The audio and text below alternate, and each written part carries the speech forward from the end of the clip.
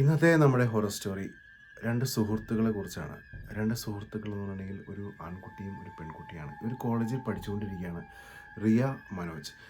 ഇവർ രണ്ടുപേരും ഭയങ്കര തിക്ക് ഫ്രണ്ട്സ് ആയിരുന്നു. പക്ഷേ എവിടേക്കോ മനോജിൻ്റെ മനസ്സിൽ ചെറിയൊരു ഇഷ്ടം അത് റിയയോട് തുടങ്ങിയിട്ടുണ്ടായി ഫൈനൽ ഇയർ ആയപ്പോൾ. അങ്ങനെ ഫൈനൽ ഇയർ അവസാന ഘട്ടത്തിലേക്ക് എത്തിയിരിക്കുന്നു. 4th സെമൊക്കെ ആയി കഴിഞ്ഞു. അങ്ങനെ അവർക്ക് കോളേജിൽ നിന്നൊരു ട്രിപ്പ് പോകാനായിട്ട് എല്ലാവരും പ്ലാൻ ചെയ്യുന്നു. അങ്ങനെ എല്ലാവരും കൂടി തിരഞ്ഞെടുത്ത സ്ഥലം എന്ന് പറഞ്ഞിട്ടുണ്ടെങ്കിൽ ഒരു ഫോറസ്റ്റാണ്. ഒരു ഫോറസ്റ്റ് ഡെസ്റ്റിനേഷനാണ്. ഫോറസ്റ്റ് എന്ന് പറഞ്ഞിട്ടുണ്ടെങ്കിൽ വളരെ ഡെൻസ് ആയിട്ടുള്ള ഫോറസ്റ്റിനിടയിൽ ഒരു ചെറിയൊരു റെസ്റ്റ് ഹൗസ് ഉണ്ട്. അവിടെ പോയാലോ എന്നാണ് എല്ലാവരോടും ചോദിക്കുന്നത്. എല്ലാവരും അപ്പോൾ ഓക്കെ പറയുന്നു.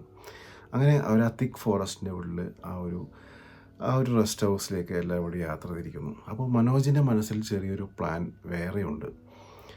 ആ ഫോറസ്റ്റിൻ്റെ ഉള്ളിൽ വെച്ച് ഒരു വെറൈറ്റി ആയിട്ടൊരു പ്രൊപ്പോസൽ ചെയ്യാനുള്ള ഒരു പരിപാടിയായിരുന്നു. തൻ്റെ ഇഷ്ടം റിയനോട് തുറന്നു പറയാനുള്ള തയ്യാറെടുപ്പിലായിരുന്നു മനോജ്. അങ്ങനെ ഇവർ ബസ്സിൽ കയറുന്നു. അങ്ങനെ അവർ പോകുന്നു. അവിടെ പോയി ഇറങ്ങുന്നു.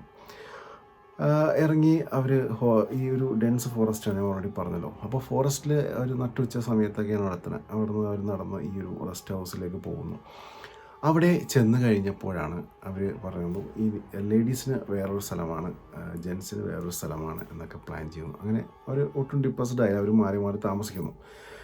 പക്ഷേ ഞാൻ നേരത്തെ പറഞ്ഞല്ലോ മനോജിൻ്റെ മനസ്സിൽ ആ ഒരു പ്രൊപ്പോസൽ മനസ്സിലിങ്ങനെ ഇങ്ങനെ ഇടയ്ക്കിടയ്ക്ക് ഇങ്ങനെ വിങ്ങി വിങ്ങി പുറത്തേക്ക് വരികയാണ്. ഒന്ന് പറയണം അങ്ങനൊരു ഇതായപ്പോൾ മനോജ് പറഞ്ഞു നമുക്ക് എന്തായാലും ഒന്ന് പുറത്തേക്ക് പോവാം എന്ന് റിയ അടുത്ത് പറയുന്നു. അപ്പോൾ റിയ പറഞ്ഞു എന്തിനാ പുറത്തേക്ക് പോകണം, ഇവിടെ നമുക്ക് അറിയാൻ പാടില്ലാത്ത സ്ഥലമാണ്, പുറത്തേക്ക് പോയാൽ ശരിയാവില്ല. അപ്പോൾ പറഞ്ഞു ഇല്ല ഞാൻ ഇവിടുത്തെ ആ ഒരു റെസ്റ്റ് ഹൗസിലെ മാനേജറിൻ്റെ ഒരു ബൈക്ക് ഒപ്പിച്ചിട്ടുണ്ട്, നമുക്ക് ബൈക്കിലൊന്ന് ജസ്റ്റ് ഒന്ന് കറങ്ങി നടക്കാം എന്നൊക്കെ പറഞ്ഞു റിയാനെ എങ്ങനെയൊക്കെയോ പറഞ്ഞ് അത് കൺവിൻസ് ആക്കുന്നു.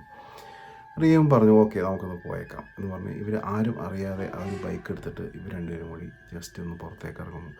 അപ്പോൾ തിക്ക് ഫോറസ്റ്റ് എന്ന് പറഞ്ഞാൽ ഏകദേശം ഒരു 20 കിലോമീറ്ററോളം ഇത് ഫോറസ്റ്റ് തന്നെയാണ്.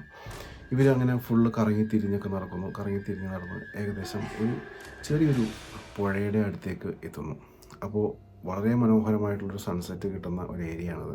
അത് ഇവർക്ക് അറിയാൻ പാടില്ലായിരുന്നു. പക്ഷേ ഏകദേശം വൈകിട്ടൊക്കെ ആയപ്പോഴേക്കും നല്ല നല്ല കാലാവസ്ഥ, നല്ല ഒരു സൺസെറ്റ് കാണാനുള്ളൊരു മോഹത്തിൽ ഇവരോട് ഇരുന്നു. പക്ഷേ ഇവരെ ബൈക്ക് എടുത്തപ്പോൾ മാനേജർ ഒരു കാര്യം പറഞ്ഞിട്ടുണ്ടായിരുന്നു. നിങ്ങൾ ഒരിക്കലും സന്ധ്യ മയങ്ങിയ ശേഷം ഈ ഫോറസ്റ്റിൽ കറങ്ങി നടക്കരുത്, അതിനുള്ളിൽ തിരിച്ചെത്തിയേക്കണം എന്ന് പറഞ്ഞിട്ടുണ്ടായിരുന്നു. പക്ഷേ മനോജ് അത് മൈൻഡ് ചെയ്യുന്നില്ല. മനോജ് പറഞ്ഞു അതൊന്നും കുഴപ്പമില്ല ഞങ്ങൾ നോക്കിക്കോളാം. പക്ഷേ മാനേജർ വീണ്ടും പറഞ്ഞു അത് സന്ധ്യ മയങ്ങിയാൽ ഇവിടെ പ്രശ്നമാണ് എന്നൊക്കെ പറഞ്ഞു. പക്ഷേ പുള്ളി മൈൻഡ് ചെയ്യാൻ പോയില്ല. ഇതേപോലെ തന്നെ ഇവർ ഈ ഒരു പുഴയുടെ തീരത്തെത്തി, ബൈക്കൊക്കെ അവിടെ വെച്ചു. അങ്ങനെ അവർ ആ സൺസെറ്റ് കാണാൻ വേണ്ടി പ്രിപ്പയർ ചെയ്ത് ഒരു മരത്തിൻ്റെ തടിയിൽ പോയി ഇങ്ങനെ ഇരിക്കുകയാണ്. ഇരുന്ന് കഴിഞ്ഞപ്പോൾ റിയയാണ് ആദ്യം ഇരിക്കുന്നത്. റിയ ഇരുന്ന് നോക്കിയപ്പോഴേക്കും ഈ മരം പകുതി ഇങ്ങനെ വെട്ടിയിട്ടേക്കണം. എന്നാൽ ഒരു മുറിഞ്ഞ് കിടക്കുന്ന മരമാണ്, വർഷങ്ങൾക്ക് മുമ്പ് കട്ട് ചെയ്തിട്ടേക്കുന്ന ഒരു മരമാണ്. ആ മരത്തിൻ്റെ സൈഡിലായിട്ട് ഒരു പൂച്ച കുട്ടി അവിടെ ഇരിക്കുന്നുണ്ട്. നല്ല ഭംഗിയുള്ളൊരു വെള്ള പൂച്ചക്കുട്ടി.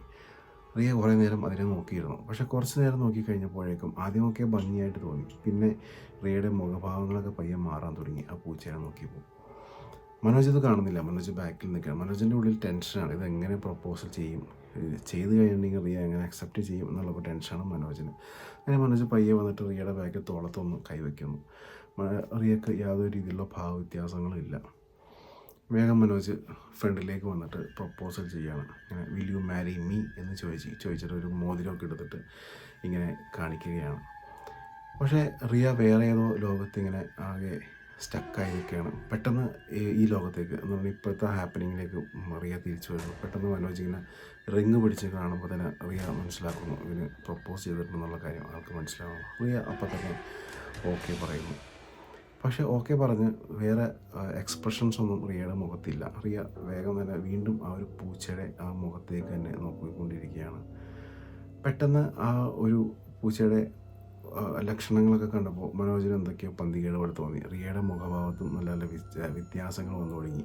ചെറിയ രീതിയിലൊക്കെ കണ്ണുകളൊക്കെ ഇങ്ങനെ കലങ്ങി തുടങ്ങുന്ന പോലെ മനോജിന് തോന്നി തുടങ്ങി.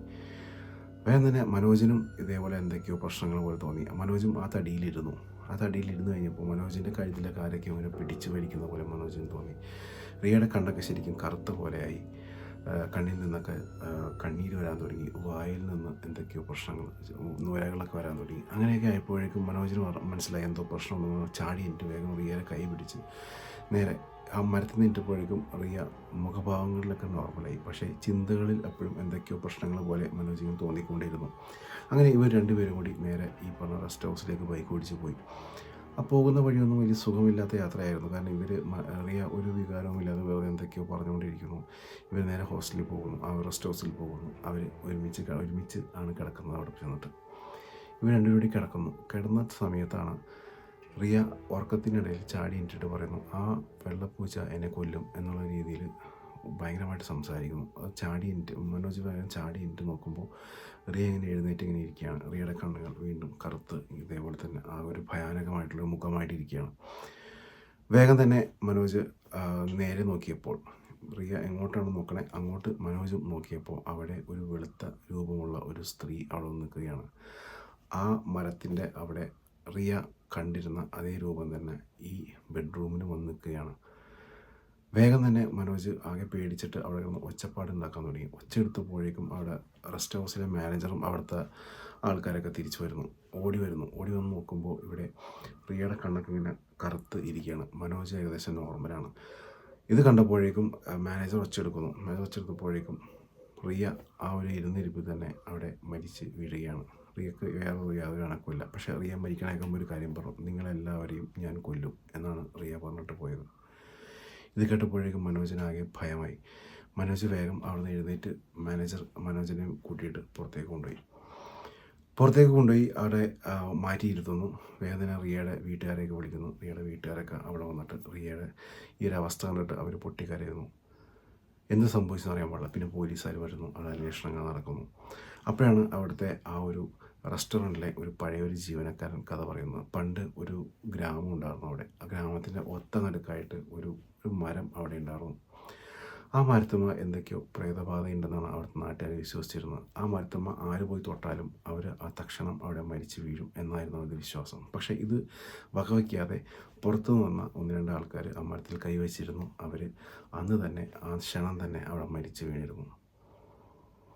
അങ്ങനത്തെ ഒരു സംഭവം ഉണ്ടായിരുന്നു. ഒരു മരം വർഷങ്ങൾക്ക് മുമ്പ് ആ ഗ്രാമത്തിലുണ്ടായി. ആ ഗ്രാമം ഇപ്പം ഇല്ല. നാട്ടുകാർ എന്ത് ചെയ്തെന്ന് വെച്ചിട്ടുണ്ടെങ്കിൽ ആ മരം ഒരു രാത്രി വന്നിട്ട് തൊടാതെ തന്നെ ഈ വെട്ടി ആ മരം 2 പീസാക്കി നേരെ താഴ്ത്തിട്ടു. പക്ഷേ നാട്ടുകാരത് ആ പ്രശ്നം മാറും എന്നാണ് വിചാരിച്ചത്. പക്ഷേ മാറിയില്ല. അന്ന് ആ ഗ്രാമം മൊത്തം അവിടെ മരിച്ചു വീഴുകയായിരുന്നു. ആ മരിച്ചു വീണ അവിടെ ആ മരത്തിൻ്റെ അവിടെ ഒരു സ്ത്രീ, ഒരു വെളുത്ത രൂപമാർന്ന ഒരു സ്ത്രീ അവിടെ എഴുന്നേറ്റ് നിൽക്കുമായിരുന്നു. ആ സ്ത്രീ ഇന്നും അവിടെ ഉണ്ടെന്നാണ് പറഞ്ഞത്. ആ വെട്ടിയിട്ട മരത്തിൻ്റെ മുകളിലാണ് ഇവർ കയറി സൺസെറ്റ് കാണാൻ പോയിരുന്നത്. ഈ കഥ പറഞ്ഞു തീർന്നില്ല. അപ്പോഴേക്കും തൊട്ടടുത്ത് ഇരുന്നായിരുന്ന മനോജിൻ്റെ കഴുത്തിലും ഇതേപോലെ ആരോ ഒന്ന് കഴുത്തിന് പിടിക്കുന്നു.